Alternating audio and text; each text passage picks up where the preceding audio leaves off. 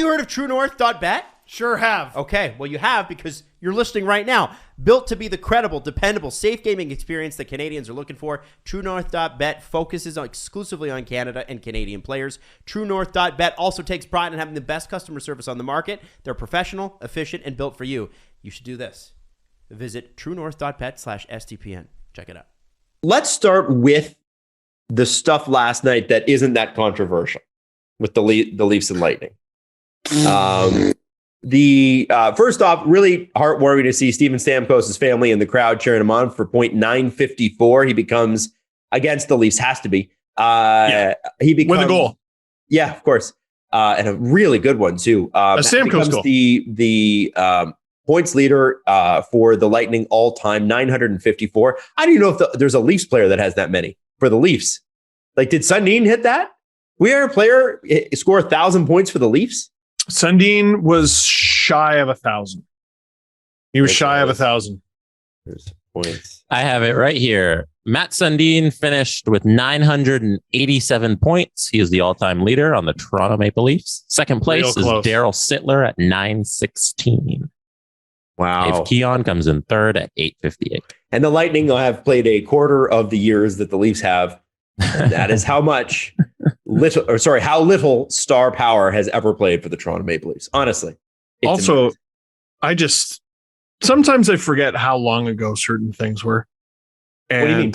Well, Stamkos was drafted in 2008. Mm-hmm. It is 2022. Remember when he was young? I do. He was a baby. When we were? He was a baby. He was a baby. And like it was talked about, oh, he's soft and he's this brittle little kid. And I just remember, so Nike scooped him up right away. And it was around the same time I was working for them. And I showed up to this commercial shoot / interview, whatever you called them, in the summer. And I was just like, who is this man in front of me? It was the summer of Stefan. It was the summer of Steven. And from that moment forward, he was just this Gary Roberts byproduct Gronk wrecking the league and scoring a bajillion trillion goals. He is one of those Gary Roberts trained people, right? Like he goes to the Gary Roberts camps and stuff. He put Gary Roberts on the map as a trainer.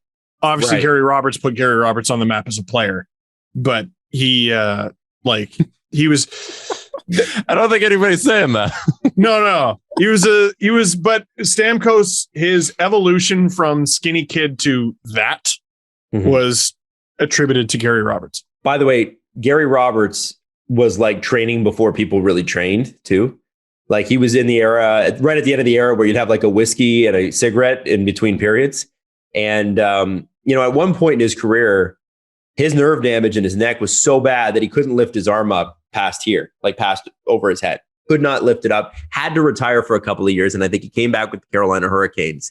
And the only reason he was able to do that was because he ate well, trained well, really understood what the body was. And if you see him today, and we did a couple of years ago at I think this was the Matt Sundin tournament. Yes. For Leo Vegas. When we were there for that, seeing him, all the other guys are still pretty in shape. Like Antropov, still pretty intimidating. McCabe, still pretty intimidating. Sundin is still Sundin. Huge. Like Gary Roberts has gotten scarier.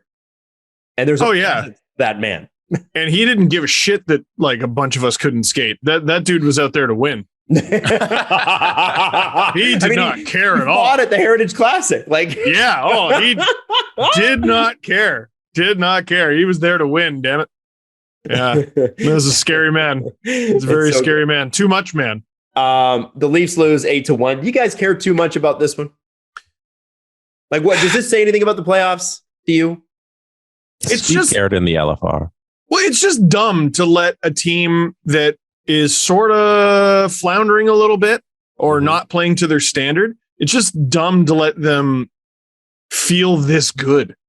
You know what I mean? It's not even just that they won 8-1. It's that so many things went right for them. Vasilevsky has a great game. Stamkos scores a patented Stamkos goal, and it's a record. And Kucherov gets his 600th. and like everyone is feeling good about themselves. And that is exactly the sort of thing that the Lightning can ride into the playoffs that are less than 2 weeks from now. And how do the Leafs feel heading into the playoffs less than 2 weeks from now? I think they feel fine.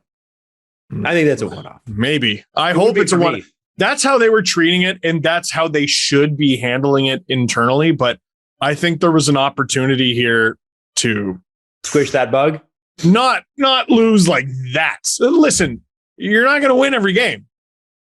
However, that's the first time they've lost by 7 goals since 2016.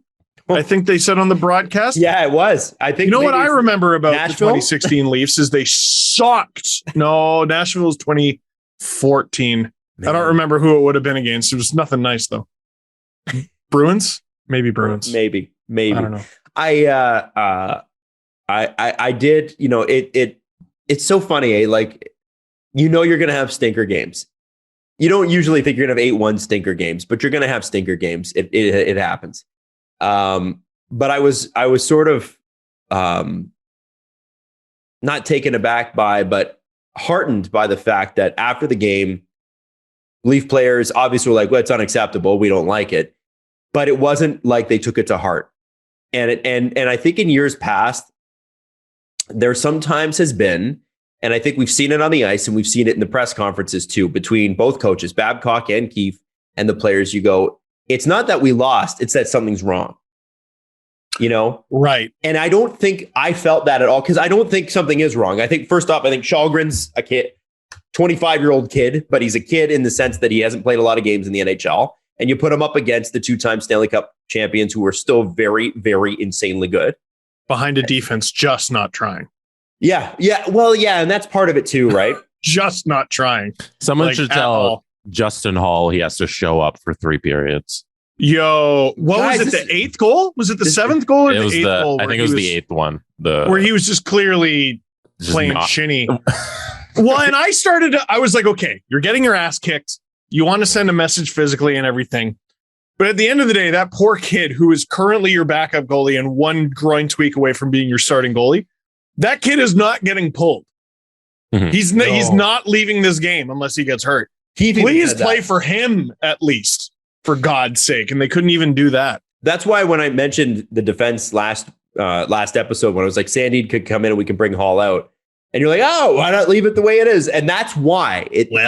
Justin Hall, listen, he has the talent. We've seen it. That's what's frustrating, is he can do it. But something's off this year. I don't know if it's an injury or if it's confidence or both, but he hasn't been the Justin Hall that we've become used to. Is that fair?